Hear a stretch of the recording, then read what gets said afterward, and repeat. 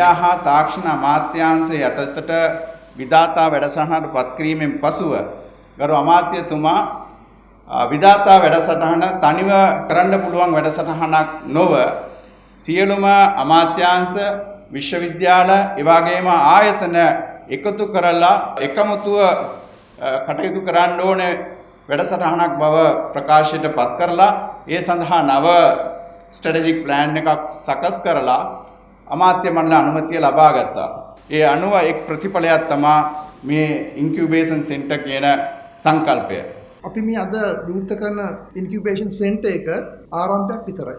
මේක විශ්වවිද්‍යාලයත් රජයත් පෞද්ගලික අංශයක් එක තැනකට ගෙනල්ලා කරන වැඩසටහනක් එක පැත්තකින් ගත්තා. ඒ වගේම අද මේ හාවස්ට් ඉන්කියුබේෂන් සෙන්ටර් එක විශේෂයෙන්ම කෘෂිකර්මයට බරයි. ඒ වගේම අපේ මීට ඉස්සලා තියෙන ඉන්කියුබේෂන් සෙන්ටර් එක ඉංජිනේරින් පැත්තට බර.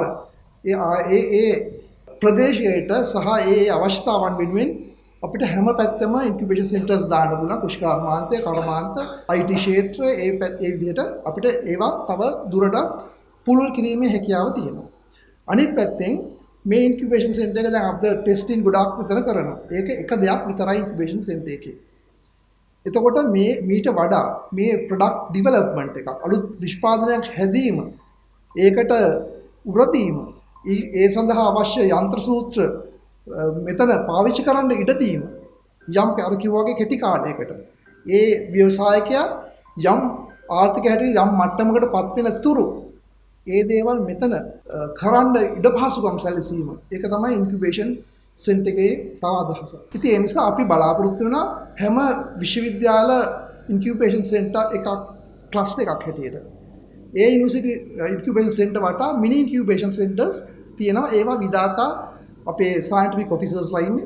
ඒගොල්ලෝ එතනින් උදව් කරනවා. ඒ කියන්නේ මේ ඉන්කියුබේෂන් සෙන්ටර් එකත් එක්කත් විධාතා ඔෆිසර්ස්ලා සම්බන්ධකම තියෙනවා. ඉතින් ඒ නිසා මේ සෙන්ටර් එක ඒ විධාතා ඔෆිසර්ස්ලා මගින් ගමට සම්බන්ධ වෙනවා. අපි දන්නවා ගම්වලත් අලුත් දේවල් නිපදවනවා. අලුත් සොයාගැනීම් තියෙනවා. තාක්ෂණීය පැත්තෙන් සොයාගැනීම් තියෙනවා. ඒවා උඩට වෙන්න ක්‍රමයක් නැහැ. අනේ ඒ නිසා තමයි අපි මේ පාත් එක ඒ විදිහට ඩිසයින් කළේ.